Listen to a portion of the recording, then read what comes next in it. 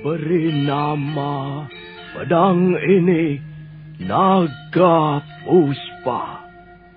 Selamatkan dia. Jangan sampai jatuh ke tangan pendekar berwatak jahat.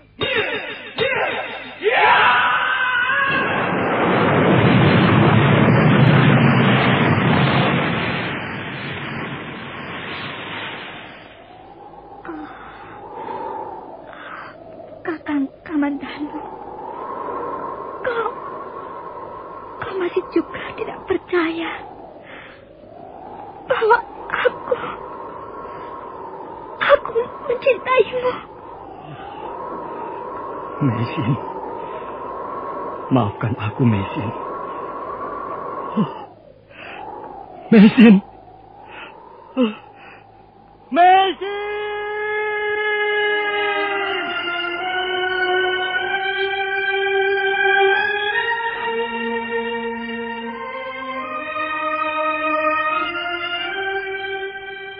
Tutur Tinula.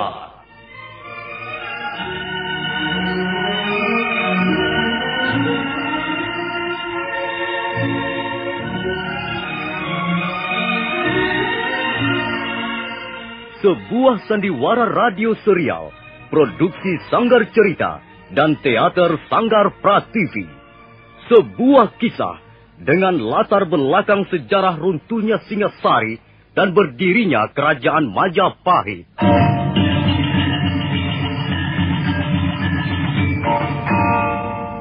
Sandiwara ini didukung oleh pemain-pemain radio yang sudah ternama.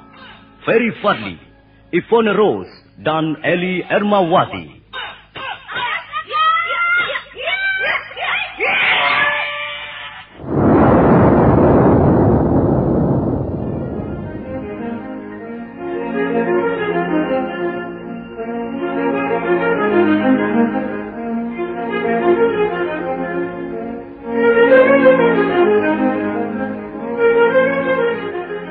Cerita ini ditulis dan disusun oleh S. Tijab. Teknik dan montase dikerjakan oleh M. Pranoto dan Edwin Sutandi. Dengan sutradara C. Ispriyonoka. Kali ini mengetengahkan episode keempat dengan judul Kemelut Cinta di Atas Noda.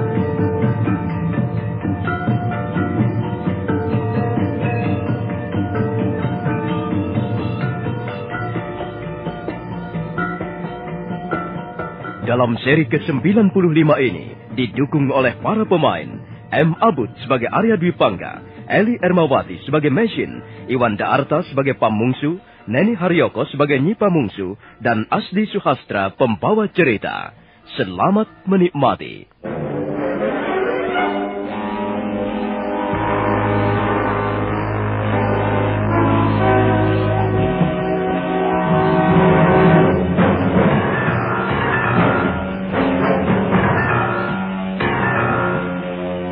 Nyi Pamungsu mengikuti mereka dari jarak yang cukup jauh, hingga tidak menimbulkan kecurigaan. Dia melihat Arya Dwi Pangga membawa Mesin ke atas tebing sungai yang tinggi. Dia sangat mengkhawatirkan keadaan wanita itu. Dia takut Arya Dwi Pangga akan berbuat tidak senonoh padanya. Dan ketika dia sedang berpikir dan menimbang-nimbang apa yang akan dilakukannya, mendadak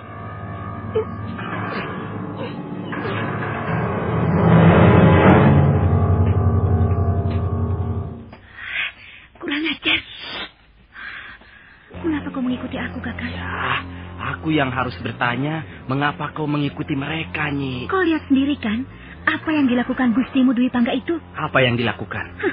Apalagi kalau bukan perbuatan yang tidak senonoh. Dia telah pergi membawa Nona Mesin ke atas tebing sungai itu, Kakak. Tempat itu sepi, jauh dari mana-mana. Tuh, biarkan saja mereka. Nona Mesin merasa bosan tinggal dalam ruangan tidurnya. Karena itu, Gusti Dwi Pangga mengajaknya berjalan-jalan. Kakang, apa kau tidak kasihan kalau sampai Nona cantik yang malang itu nasibnya bertambah buruk?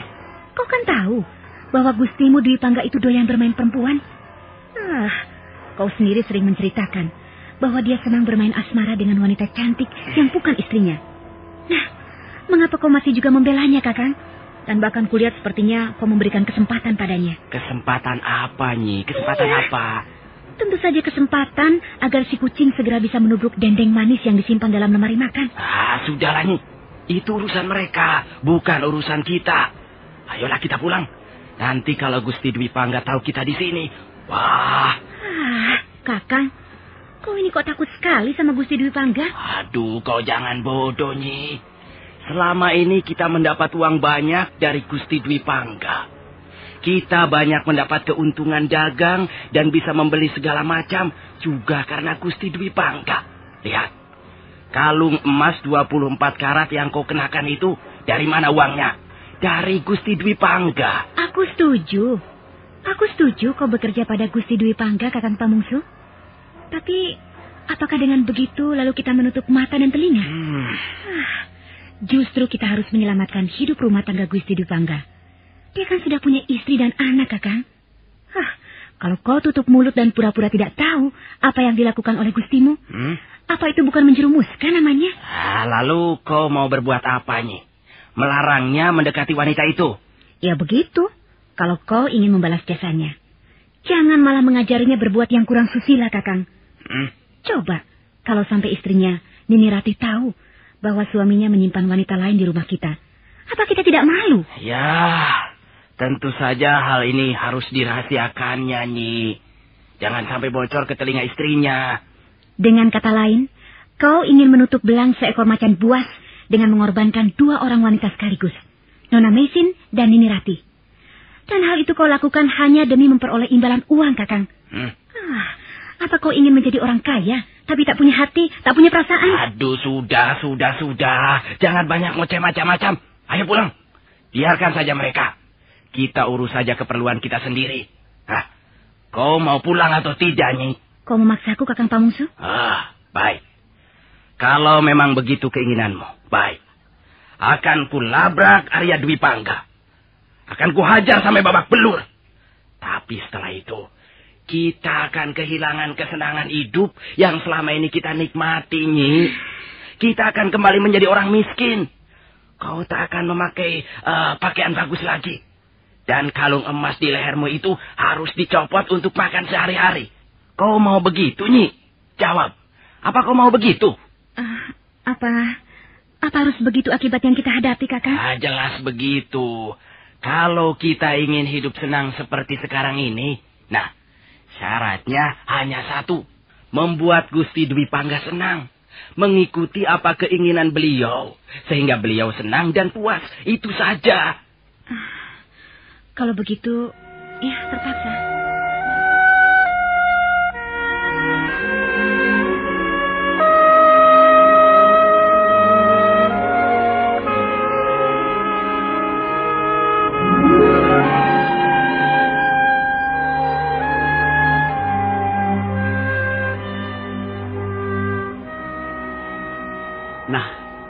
Lihat, bukankah indah sekali sungai Kapulungan tampak dari atas tebing ini?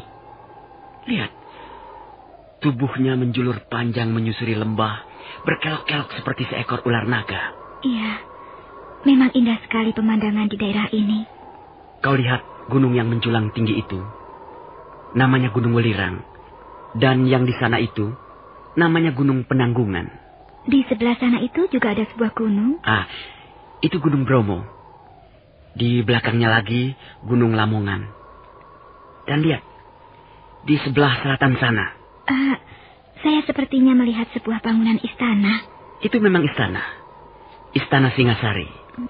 Dulu, pusat pemerintahan terletak di istana itu. Tapi sekarang sudah pindah ke kota Kediri. Istana Singasari sudah jatuh ke tangan Prabu Jayakatwang yang sekarang menjadi raja di Kediri. Apakah di negeri Tuan juga seringkali terjadi perang sebagai akibat perebutan kekuasaan? Ya, memang begitu. Kau benar. Tapi aku sama sekali tidak menaruh minat pada soal-soal kenegaraan. Mengapa?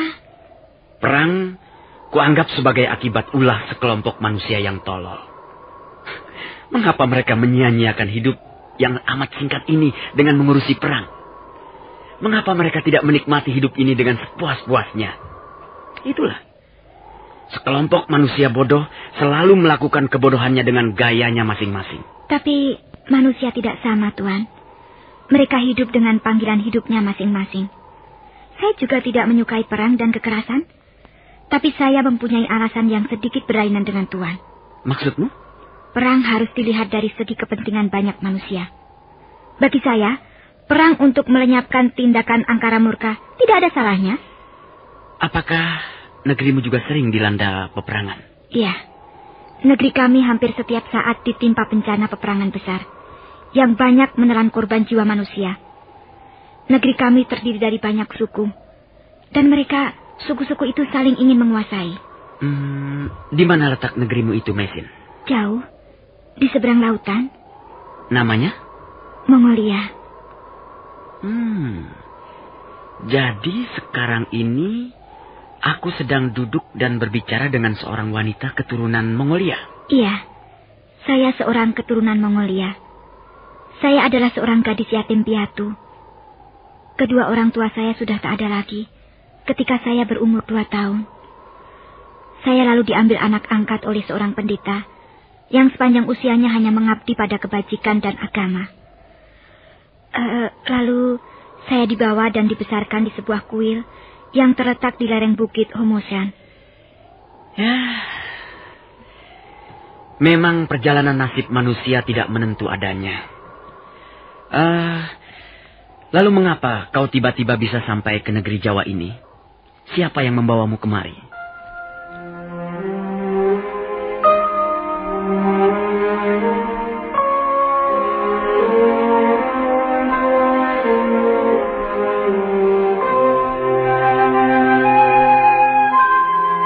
Semula Mesin nampak ragu. Dia termangu dan matanya menatap ke depan, ke arah sungai Kapulungan yang berkelok-kelok. Tapi kemudian dia menceritakan semuanya. Tentang suaminya almarhum, tentang negerinya, tentang Empu Ranubaya, tentang pedang naga puspa, tentang perahu tongkangnya yang diserang badai ganas, dan tentang orang-orang yang memburunya, sehingga suaminya terbunuh di tengah perjalanan. Demikianlah, Tuan. Akhirnya saya hidup terlunta-lunta di negeri Tuan. Negeri yang masih asing bagi saya. Seringkali saya merasa sedih dan tidak tahu apa yang harus saya lakukan. Apa yang bisa saya lakukan di tempat yang serba asing begini? Ya, sungguh suatu pengalaman hidup yang hebat sekali. Hebat, namun pedih untuk dirasakan, Tuan. Ya, itu tidak bisa disangka. Aku kagum padamu. Aku kagum pada ketabahan hatimu, Mesin. Dan untuk menyatakan rasa kagumku, aku akan memberimu hadiah. Tidak usah, Tuan. Terima kasih. Sebenarnya, saya ini wanita biasa saja. Hanya pengalaman pahit yang sering menimpa diri saya yang membuat saya menjadi berbeda dengan wanita lainnya. Tapi, apakah artinya sebuah pengalaman pahit? Kau mau atau tidak, aku tetap akan memberimu hadiah. Dengar, aku akan membacakan sebuah syair untukmu. Sebatang pohon jati menjulang tinggi, daun dan rantingnya mencakar angkasa biru. Hutan yang manja tidur di bawahnya. Mungkin sudah 100 tahun umurnya, atau 200 tahun, atau selaksa. Dia berperang melawan angin. Dia bertempur melawan badai. Entah berapa zaman telah disaksikannya. Berapa musim telah dihitung dengan jari-jarinya. Sebatang pohon jati menjulang tinggi, tak tergoyahkan. Seolah dia berkata kepada dunia di bawahnya, "Aku kan tegak berdiri di sini dengan tegar dan percaya diri." Nah, bagaimana pendapatmu dengan syairku ini tadi? Kau setuju isinya? Tentu saya sangat setuju, Tuan. Isinya sangat bagus. Tapi, apakah masih ada sebatang pohon yang tegak perkasa seperti itu? Ada, Mesin. Kaulah pohon yang kumaksudkan. Kaulah pohon jati yang berdiri dengan tegar, perkasa, dan mampu mengalahkan guncangan-guncangan kehidupan. Terima kasih Tuan Tripangga. Syair Tuan telah menumbuhkan kembali semangat hidup saya yang hampir padam. Saya memang ingin menjadi pohon seperti itu. Tuan telah menuliskan sesuatu yang amat berharga untuk direnungkan. Saya sangat membutuhkan tulisan-tulisan seperti itu. Saya akan belajar dari tulisan-tulisan seperti itu.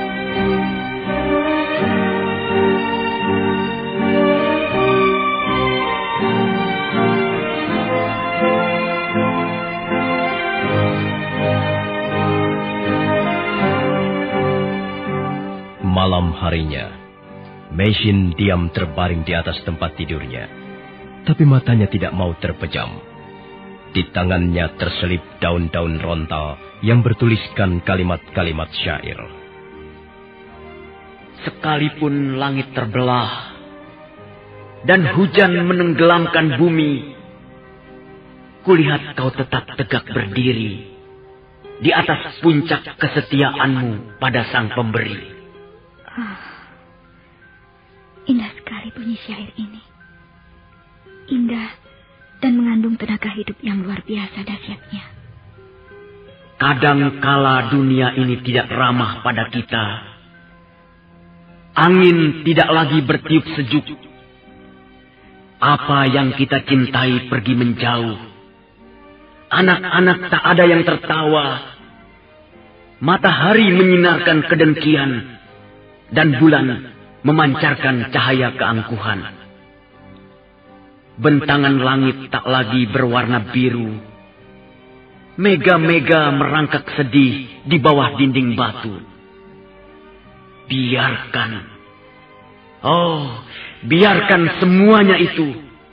Pahit dan manis akan segera berlalu. Tak ada yang abadi di dunia fana ini. Mengapa harus membuang air mata percuma?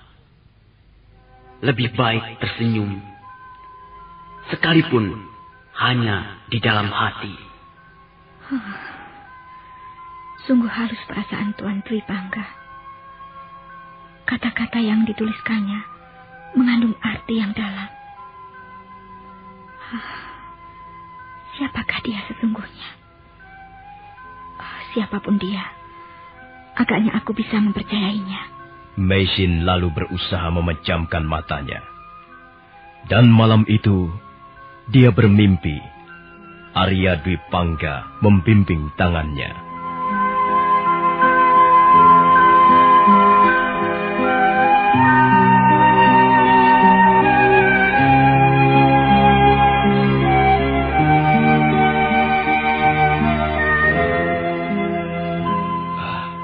Gusti memanggil saya? Iya, Pak Mungsu. Aku ingin bicara denganmu. Aku ingin minta pendapatmu tentang wanita itu.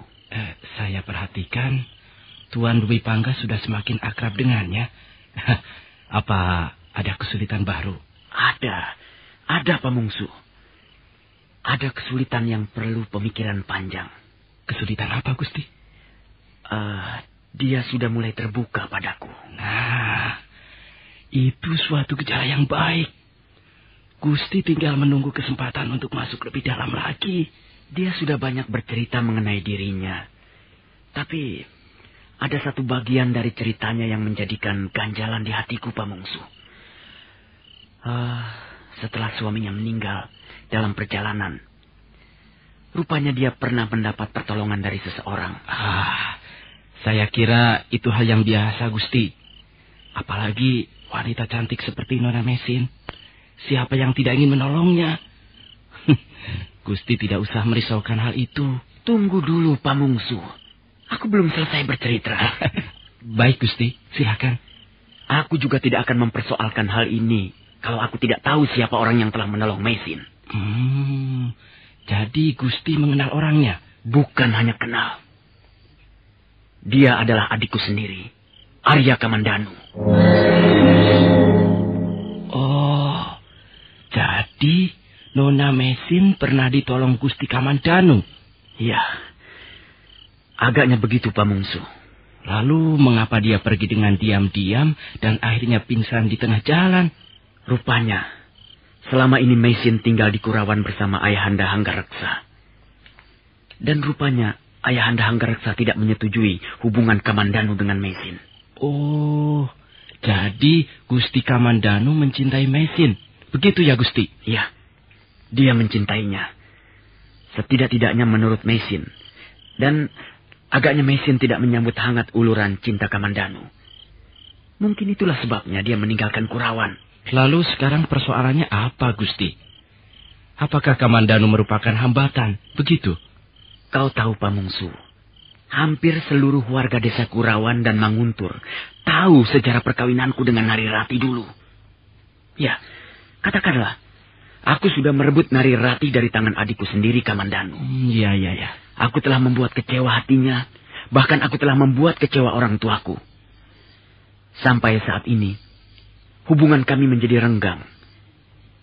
Ayahku memang bisa menerima kehadiran cucunya, tapi agaknya dia masih menaruh seberkas kebencian padaku. Kalau begitu, sebaiknya dibatalkan saja, Gusti.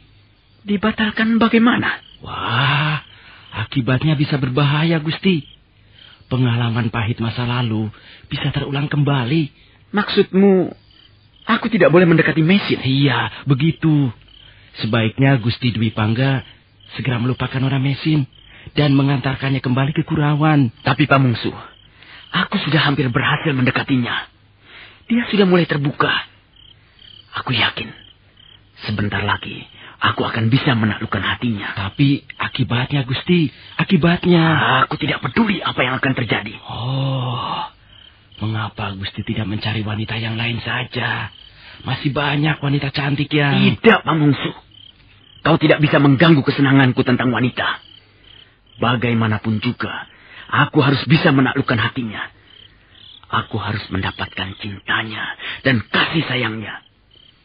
Kalau toh hal ini akan membuat Kamandanu kecewa, biar saja. Mungkin itu sudah nasibnya.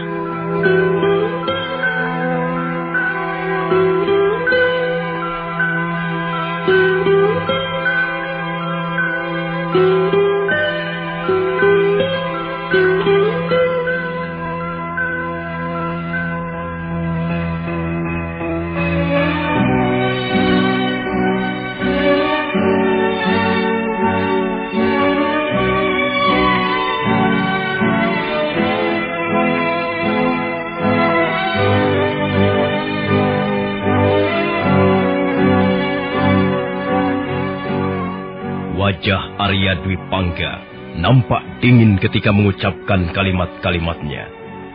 Bibirnya menyungging senyuman yang juga tak kalah dinginnya. Pamungsu tak bisa lagi membujuknya, dan akhirnya terpaksa menuruti saja apa kata majikannya. Nah, saudara pendengar, bagaimanakah kisah selanjutnya? Silakan menunggu seri berikutnya. Sampai jumpa.